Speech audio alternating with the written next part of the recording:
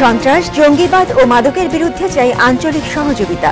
পশ্চিমবঙ্গের সম্মাননা অনুষ্ঠানে বললেন প্রধানমন্ত্রী। বিশ্বজুড়ে বেড়ে চলেছে সমুদ্রপথে মাদক পাচার, উদ্বিগ্ন জাতিসংঘ। মাদক বিরোধী অভিযান, 9 জুলাই নিহত 11, মোহাম্মদপুর জেনেভা ক্যাম্পে আটক প্রায় 150। পাচার আর কালো টাকা রোধে 55,000 কোটি টাকা আয় বাড়বে, বলছে অর্থনীতি সমিতি। চ্যাম্পিয়ন্স লিগ ফাইনালে আজ মুখোমুখি রিয়াল মাদ্রিদ ও Liverpool.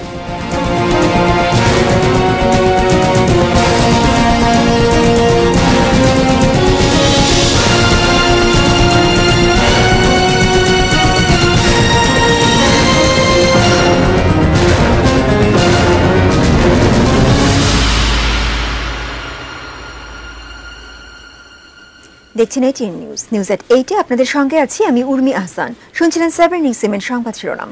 VSL angle channel HB VSL Bikrampur steel limited. এবারে পুরো খবর। সন্ত্রাস, জঙ্গিবাদ ও মাদকের বিরুদ্ধে লড়াইয়ে প্রতিবেশী দেশগুলোর সহযোগিতার আহ্বান জানিয়েছেন প্রধানমন্ত্রী শেখ হাসিনা। ভারতের কাজী নজরুল ইসলাম বিশ্ববিদ্যালয় থেকে সম্মানসূচক ডিলিট গ্রহণ করে এই আহ্বান জানান তিনি। এই সম্মান বাংলাদেশের মানুষকে উৎসর্গ করেছেন তিনি।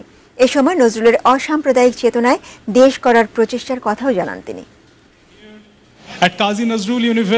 ভারতের পশ্চিমবঙ্গে শনিবার উদযাপিত হল বাংলাদেশের জাতীয় কবি কাজী নজরুল ইসলামের 119তম জন্মবার্ষিকী। নজরুল জয়ন্তীতে বর্ধমানের আসানসোল শহরে কাজী নজরুল ইসলাম বিশ্ববিদ্যালয় হয়েছে বিশেষ সমাবর্তন উৎসব। আর এখানে বাংলাদেশের প্রধানমন্ত্রী শেখ হাসিনাকে দেয়া হল বিশ্ববিদ্যালয়ের সম্মানজনক ডিলিট। নজরুলের আদর্শে সাম্য, মানবতা ও অসাম্প্রদায়িক চেতনায় দেশ গড়তে বিশেষ অবদান রাখায় প্রধানমন্ত্রীকে এই সম্মাননা দিল বিশ্ববিদ্যালয়টি। এর আগে গত বছর শেখ হাসিনার শিক্ষক, বিশিষ্ট শিক্ষাবিদ অধ্যাপক আনিসুজ্জামানকেও এই সম্মাননা দেয়া হয়েছিল। গঠন করেছি ডিলিট গ্রহণ করে প্রধানমন্ত্রী এই সম্মান বাংলাদেশের জনগণকে উৎসর্গ করলেন। এই সম্মান শুধু আমার নয়, এই সম্মান বাংলাদেশের জনগণের। আমি এবং প্রতিটি বাঙালির আমি উৎসর্গ করছি সকল বাঙালির জন্য এই সম্মানটুকু।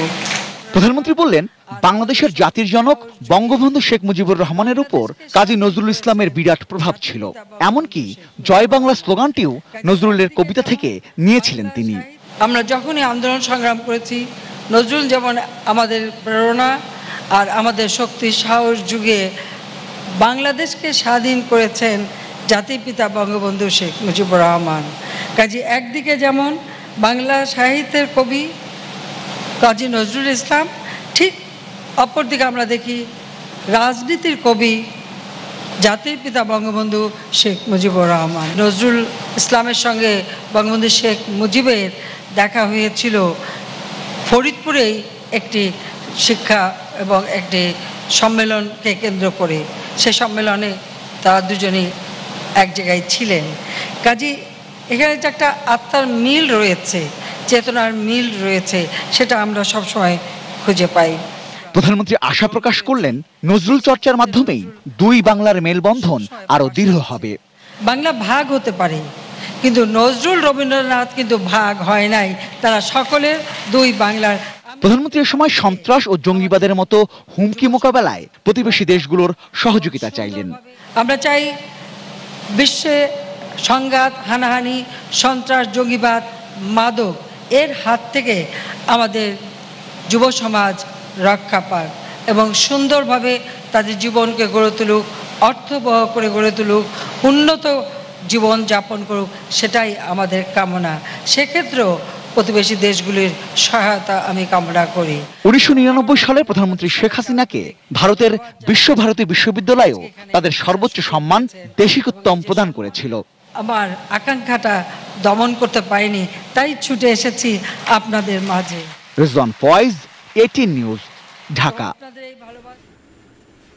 দেশবাসী তিস্তা চুক্তি চায় মন্তব্য করে বিএনপি মহাসচিব মির্জা ফখরুল ইসলাম আলমগীর বলেছেন, দেশের স্বার্থের কথা বাদ দিয়ে ভারতের সঙ্গে সৌহার্দ্যপূর্ণ সম্পর্কের কথা বললে তা দেশের মানুষ মেনে নেবে না। রাজধানীর একটি হোটেলে 20 দলীয় জোটের শরিক ন্যাশনাল পিপলস পার্টি NPP আয়োজিত ইফতার মাহফিলে কথা বলেন তিনি। মির্জা ফখরুল বলেন, ভিন্ন ছদ্মবেশে একদলীয় শাসন চলছে, ভিন্ন মত পোষণ করলেই তাদের দেশের শত্রু ভাবা হচ্ছে বলেও অভিযোগ করেন তিনি। রোহিঙ্গা সমস্যা সমাধানে সরকারের তৎপরতা যথেষ্ট নয় বলে মনে করেন বিএনপি মহাসচিব। তিনি বলেন, শুধু অস্ত্র দিয়ে মাদক নির্মূল কখনোই সম্ভব নয়, প্রয়োজন সামাজিক আন্দোলন। বহু দেশ চেষ্টা করেছে মাদককে এই অস্ত্র দিয়ে শেষ করার জন্য, পারেনি। আগে নিজের ঘরটা সামলান না কেন? আপনার ঘরেই তো বসে আছে মাদকদের সব সম্রাটেরা, যারা মাদক ব্যবসা করে তারা নিয়ে আসছে। আমি নাম বলতে উল্লেখ করতে চাই না, আমরা সবাই জানি যে স্বয়ং একজন সংসদ সদস্য তিনি মাদকের সম্রাট হিসেবে তিনি পরিচিত, এবং প্রত্যেকটা পত্রিকায় বড় বড় করে সেগুলোর সমস্ত হেডিং আসছে, তার শিরোনাম আসছে। সেই ব্যাপারে তো এখন পর্যন্ত কোনো কিছুই ব্যবস্থা গ্রহণ করেননি, উল্টো বলছেন যে প্রমাণিত হয় নাই যে সে মাদক ব্যবসা করে। বাংলাদেশ সহ বিশ্বজুড়ে সমুদ্রপথে ইয়াবা সহ মাদকদ্রব্য পাচার বেড়েই চলছে। এর মূল উৎস গোল্ডেন ট্রায়াঙ্গল। আন্তর্জাতিক মাদক চোরাকারবারিরা এই রুটকে ঘিরে অবৈধ ব্যবসা চালাচ্ছে বছরের পর বছর।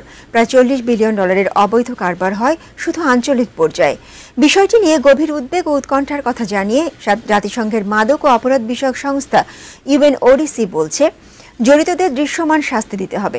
ইমরান হোসেন সুমনের রিপোর্ট। অবৈধ মাদক উৎপাদন ও ব্যবসার জন্য মেকং নদী বিশ্বব্যাপী পরিচিত এক নাম। বিশেষ করে হেরোইন ব্যবসায় তালিকার শীর্ষে মেকং। সম্প্রতি অঞ্চলটিতে গুরুত্বপূর্ণ পরিবর্তন দেখেছে জাতিসংঘের মাদক ও অপরাধ বিষয়ক সংস্থা UNODC।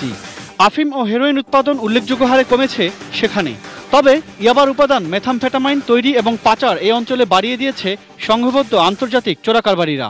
থাইল্যান্ড, লাওস ও মিয়ানমার সীমান্তের একই সংযোগ মেকং নদী বা গোল্ডেন ট্রায়াঙ্গলকে ঘিরে বর্তমানে প্রায় $40 বিলিয়ন বা 3,37,942 কোটি টাকার অবৈধ বাজার তৈরি করেছে অপরাধীরা। ইয়াবার এই আগ্রাসন নিয়ে চরম উদ্বেগ আন্তর্জাতিক মহলেও। সম্প্রতি অস্ট্রেলিয়ায় 1 কোটি ইয়াবা আটক করেছে সেখানকার আইনশৃঙ্খলা রক্ষাকারী বাহিনী। এর পরপরই গত 21 ও 22 মে মিয়ানমারের রাজধানী নেপিডোতে জাতিসংঘের মাদক ও অপরাধ বিষয়ক সংস্থা UNODC জরুরি আঞ্চলিক সম্মেলন ডাকে। সেখানে বিশ্বের বিভিন্ন দেশের নিরাপত্তা প্রতিনিধিরা উপস্থিত ছিলেন। UNODCর আঞ্চলিক প্রতিনিধি জেরেমি ডগলাস জানান, গত কয়েক বছরে আঞ্চলিক ড্রাগ মার্কেটে বড় ধরনের পরিবর্তন চলছে, আর তাই মাদক চোরাকারবারীদের বিরুদ্ধে নতুন কৌশল অবলম্বন করার কথা তুলে ধরেন তিনি। এই বাজারে ইয়াবা আসছে সবচেয়ে বেশি, আর ভৌগোলিক অবস্থান বিশ্লেষণে এটি সবচেয়ে বড় কেন্দ্র। গোল্ডেন ট্রায়াঙ্গল থেকে বিপুল পরিমাণ ইয়াবার কাঁচামাল মেথামফেটামাইন জব্দ করা হয়েছে সম্প্রতি। এসব ইয়াবা ও synthetic drug Australia, Japan, New Zealand, Malaysia, Indonesia ও বাংলাদেশ সহ কয়েকটি দেশে পাচার হয়। বিশ্লেষকদের মতে মেকং সমঝোতা চুক্তি অনুযায়ী যৌথ অভিযান চালিয়ে জড়িতদের আইনের আওতায় এনে দৃশ্যমান শাস্তি দিতে হবে। সামনে অনেক বড় চ্যালেঞ্জ রয়েছে। জাতিসংঘের মাদক বিষয়ক সংস্থা সাহায্য করার জন্য প্রস্তুত রয়েছে, তাই নতুন কৌশল নিয়ে এদেরকে মোকাবেলা করতে হবে। ইয়াবার এই সর্বনাশা ছোবল থেকে রক্ষা পেতে বাংলাদেশও জাতিসংঘের মাদক ও অপরাধ বিষয়ক সংস্থার সঙ্গে যৌথভাবে কাজ করছে বলে জানান মাদকদ্রব্য নিয়ন্ত্রণ অধিদপ্তরের মহাপরিচালক। এটাকে যদি থামানোর জন্য বিশ্বব্যাপী একটা সমন্বিত উদ্যোগ না থাকে, যদি বিভিন্ন প্ল্যাটফর্ম একত্রিত হয়ে যদি একসাথে এই আগ্রাসন বন্ধের উদ্যোগ না নেয়, তাহলে এটা বিশ্বের জন্য একটা অশনি সংকেত হয়ে দেখা দেবে। বলেন, মিয়ানমার কর্তৃপক্ষ আসলে ইয়াবা ধ্বংস করতে আন্তরিক কিনা সেটাই বড় প্রশ্ন। সবগুলো প্ল্যাটফর্ম দিয়ে যদি আমরা মিয়ানমারকে কনভিন্স করতে পারি যে এই ধরনের ক্ল্যান্ডেস্টাইন ফ্যাক্টরিজ যেগুলো আছে সেগুলোকে ধ্বংস করে দেওয়া দরকার। Imran Hossain Suman, ATN news, Dhaka. মাদকের বিরুদ্ধে আইন শৃঙ্খলা রক্ষাকারী বাহিনীর চলমান অভিযানে দেশের বিভিন্ন জেলায় র্যাব পুলিশের সঙ্গে বন্দুকযুদ্ধে ও নিজেদের মধ্যে গোলাগুলিতে 11 জন নিহত হয়েছেন। র্যাব ও পুলিশের দাবি, তারা সবাই চিহ্নিত মাদক ব্যবসায়ী। এসব ঘটনায় আগ্নেয়াস্ত্র সহ বিপুল পরিমাণ মাদকদ্রব্য উদ্ধার করা হয়। প্রতিনিধিদের পাঠানো তথ্য ছবিতে ডেস্ক রিপোর্ট। শুক্রবার রাত 2টার দিকে কুমিল্লার ব্রাহ্মণপাড়ার বাগড়া এলাকায় পুলিশের সঙ্গে বন্দুকযুদ্ধে বাবুল ও আলমাস নামে 2 মাদক বিক্রেতা নিহত হন। গোলাগুলিতে আহত হন পুলিশের 3 সদস্য। ঘটনাস্থল থেকে 40 কেজি গাঁজা উদ্ধার করা হয়েছে। নিহত বাবুলের বিরুদ্ধে 16টি ও আলমাসের বিরুদ্ধে 8টি মামলা রয়েছে। মধ্যরাতে জয়পুরহাটের পাঁচবিবি সীমান্তবর্তী ভীমপুরে মাদক কেনাবেচার খবর পেয়ে র্যাব অভিযান চালায়। বন্দুকযুদ্ধের এক পর্যায়ে অন্যরা পিছু হটলে ঘটনাস্থল থেকে মাদক ব্যবসায়ী রিন্টুকে গুলিবিদ্ধ অবস্থায় উদ্ধার করা হয়। স্থানীয় হাসপাতালে নেওয়া হলে রিন্টুকে মৃত ঘোষণা করেন চিকিৎসক। ঘটনাস্থল থেকে একটি একনলা বন্দুক, গুলি ও এক বস্তা ফেন্সিডিল উদ্ধারের কথা বলেছে র্যাব।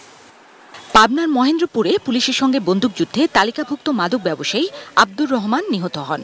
তার বিরুদ্ধে সদর থানায় মাদক ও চাঁদাবাজি 9টি মামলা আছে। বন্দুকযুদ্ধের সময় মাদক ব্যবসায়ীদের ছোড়া ককটেলে আহত হন 3 পুলিশ সদস্য। ঘটনাস্থল থেকে একটি শাটার গান, 3টি 303 রাইফেলের গুলি, 4টি কার্তুজ এবং 200 পিস ইয়াবা ও 500 গ্রাম গাঁজা উদ্ধার করা হয়। চাঁদপুরের কচুয়ায় পুলিশের সঙ্গে বন্দুকযুদ্ধে 5 মাদক মামলার আসামি ও শীর্ষ মাদক ব্যবসায়ী বাবলু নিহত হন।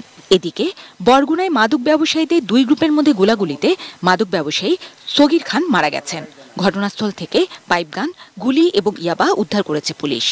সগিরের বিরুদ্ধে বরগুনা থানায় 8টি মামলা রয়েছে। দিনাজপুর সদরে পুলিশের সঙ্গে বন্দুকযুদ্ধে আব্দুস সালাম ও বীরগঞ্জে র্যাবের সঙ্গে বন্দুকযুদ্ধে মাদক ব্যবসায়ী সাবদারুল নিহত হন। ঘটনাস্থল থেকে অস্ত্র, গোলাবারুদ ও বিপুল পরিমাণ মাদকদ্রব্য উদ্ধার করা হয়েছে। ঠাকুরগাঁও সদরে পুলিশের সঙ্গে বন্দুকযুদ্ধে মোবারক হোসেন কুট্টি নামে এক মাদক ব্যবসায়ী মারা গেছেন। ময়মনসিংহের ঈশ্বরগঞ্জে পুলিশের সঙ্গে বন্দুকযুদ্ধে শাহজাহান নামে শীর্ষ এক মাদক বিক্রেতা নিহত হয়েছেন। কুড়িগ্রামের ভুরুঙ্গামারিতে পুলিশের বন্দুকযুদ্ধে ইব্রাহিম নামে এক মাদক ব্যবসায়ীর মৃত্যু হয়। জিনিয়া ইসলাম, ডেস্ক রিপোর্ট, ATN নিউজ। রাজধানীর অন্যতম মাদকের আখড়া মোহাম্মদপুরের জেনেভা ক্যাম্পে অভিযান চালিয়েছে র্যাব। এই অভিযানে আটক হয় প্রায় 150 জন নারী পুরুষ। র্যাব বলেছে, জেনেভা ক্যাম্পে মাদক ব্যবসা বন্ধে গোয়েন্দা নজরদারি অব্যাহত থাকবে। জেনেভা ক্যাম্প অনেকটা ঘিঞ্জি আর অপরিচ্ছন্ন এ এলাকায় আটকে পড়া পাকিস্তানিরা বসবাস করলেও এর পরিচিতি মাদকের আখড়া হিসেবে। রাজধানীর যে কটি মাদকের স্পট রয়েছে, জেনেভা ক্যাম্প এর অন্যতম। শনিবার সকালে এই জেনেভা ক্যাম্পে র্যাবের সাঁড়াশি অভিযান।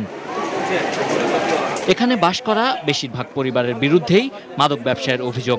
তবে ঘিঞ্জি এলাকার জন্য এখানে অভিযান চালাতে গেলে প্রায়ই বাধার সম্মুখীন হতে হয় আইন শৃঙ্খলা বাহিনীকে। তাই এবার ভিন্ন কৌশলে অভিযান চালায় র্যাব।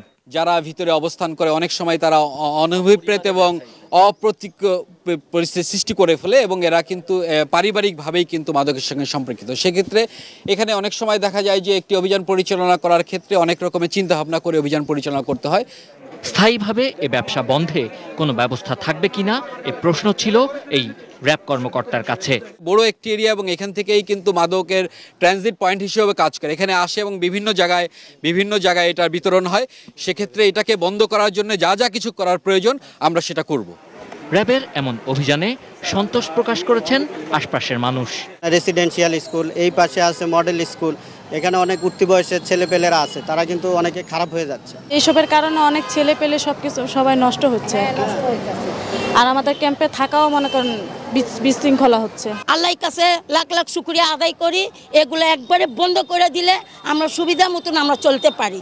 তবে অতীত অভিজ্ঞতা বলছে, এ ধরনের অভিযানের পর কিছুদিন বন্ধ থেকে আবারও শুরু হয় মাদকের রমরমা ব্যবসা। Sabbir Ahmed, ATN news, Dhaka. শুধু সরকার দলীয় সংসদ সদস্য বদি নয়, মাদকের সংশ্লিষ্টতার প্রমাণ পেলে সবার বিরুদ্ধেই ব্যবস্থা নেওয়া হবে। চলমান মাদক বিরোধী অভিযান নিয়ে পরপর দ্বিতীয় দিনের মতো আজ এই কথা বলেছেন আওয়ামী লীগ সাধারণ সম্পাদক ও সড়ক পরিবহন ও সেতুমন্ত্রী ওবায়দুল কাদের। শনিবার সকালে সাবরের বাইপাইলে ঢাকা টাঙ্গাইল মহাসড়ক পরিদর্শনকালে সাংবাদিকদের কাছে এই মন্তব্য করেন তিনি। বিএনপির উদ্দেশ্যে ওবায়দুল কাদের বলেন, যারা ভারতে গিয়ে পানির কথা বলতেই ভুলে যায়, তাদের মুখে পানি চুক্তি নিয়ে কথা বলা মানায় না। প্রধানমন্ত্রীর এবারের ভারত সফর দুদেশের সম্পর্কের জন্য অত্যন্ত গুরুত্বপূর্ণ বলেও জানান তিনি। ঈদের আগেই মহাসড়কগুলো চলাচলের উপযোগী করতে সংশ্লিষ্টদের নির্দেশ দেন সড়ক পরিবহন ও সেতুমন্ত্রী।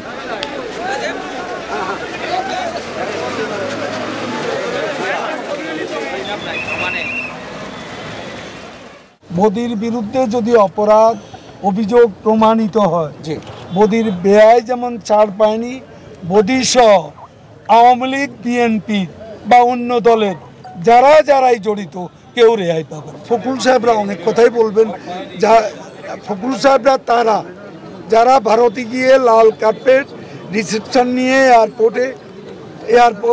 ঢাকা এয়ারপোর্টে ফিরে এসে সাংবাদিকদেরকে বলেছিল গঙ্গার পানি নিয়ে কথা বলতে তো ভুলেই গিয়েছিলাম। রাজধানীর বসুন্ধরা শপিং সিটি মলের কয়েকটি খাবার দোকান এবং একটি চেইন সুপার শপ থেকে 2.5 লাখ টাকা জরিমানা আদায় করা হয়েছে। ভোক্তা অধিকার সংরক্ষণ অধিদপ্তর এবং trading corporation of Bangladesh TCB যৌথভাবে আজ সকাল থেকে দুপুর পর্যন্ত সেখানে অভিযান চালায়। বেলা 12টা থেকে দুপুর 2টা পর্যন্ত চলে এই অভিযান। প্রথমেই বসুন্ধরা সিটি শপিং মলের ফুড কোর্টে অভিযান চালানো হয়। অভিযানের খবর পেয়ে প্রায় সব খাবার দোকান বন্ধ হয়ে যায়। যে কটি খোলা ছিল সেগুলোতে বাসি খাবার দেখতে পান অভিযান পরিচালনাকারীরা।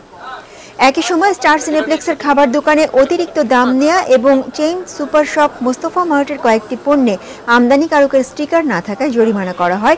অভিযান পরিচালনাকারী সরকারি কর্মকর্তা তাদের সংশোধনের আহ্বান জানান। 2018-19 অর্থ বছরের জন্য 12,16,400 কোটি টাকার বিকল্প বাজেট প্রস্তাবনা দিয়েছে বাংলাদেশ অর্থনীতি সমিতি। এই অঙ্ক অর্থমন্ত্রীর বলা সম্ভাব্য 4.5 লাখ কোটি টাকার বাজেটের চেয়ে প্রায় 2.5 গুণ বেশি। শনিবার জাতীয় প্রেস ক্লাবে এক সংবাদ সম্মেলনে সমিতির সভাপতি ডক্টর আবুল বারকাত জানান, তাদের প্রস্তাবে রাজস্ব আয়ের লক্ষ্যমাত্রা 9,90,820 কোটি টাকা। রাজস্ব আয় বাড়াতে 22টি নতুন উৎস চিহ্নিত করেছেন তারা। ডক্টর বারকাত জানান, অর্থ পাচার রোধের মাধ্যমে 30,000 কোটি এবং কালো টাকা উদ্ধারের মাধ্যমে 25,000 কোটি টাকা আয় বাড়ানো সম্ভব। এছাড়া 100 জন শীর্ষ ঋণখেলাপির জন্য বিশেষ ট্রাইব্যুনাল গঠন এবং আর্থিক খাতের জন্য আলাদা ন্যায়পাল নিয়োগের প্রস্তাবও করেছে অর্থনীতি সমিতি। আমরা যে বাংলাদেশের অর্থায়ন করব, পিছিয়ে পড়া মানুষের উদ্দেশ্যে কিছু কিছু বরাদ্দ নির্ধারণ করা হলেও তার সিংহভাগ মধ্যস্বত্বভোগীরা হাতিয়ে নেয়। উদ্দিষ্ট মানুষের কাছে তার সামান্য অংশই পৌঁছায়। অধিকাংশ সময়ে তারা জানেনই না তাদের জন্য বাজেটে কি বরাদ্দ আছে, কোন খাতে কি আছে এবং কেন আছে। আমরা আশা করব আসন্ন বাজেটে এই সব বাস্তব সমস্যার নির্মোহ বিশ্লেষণ সহ উত্তরণের স্পষ্ট পথনির্দেশনা থাকবে। এবার একটা বিরতি নিচ্ছি, সঙ্গেই থাকুন।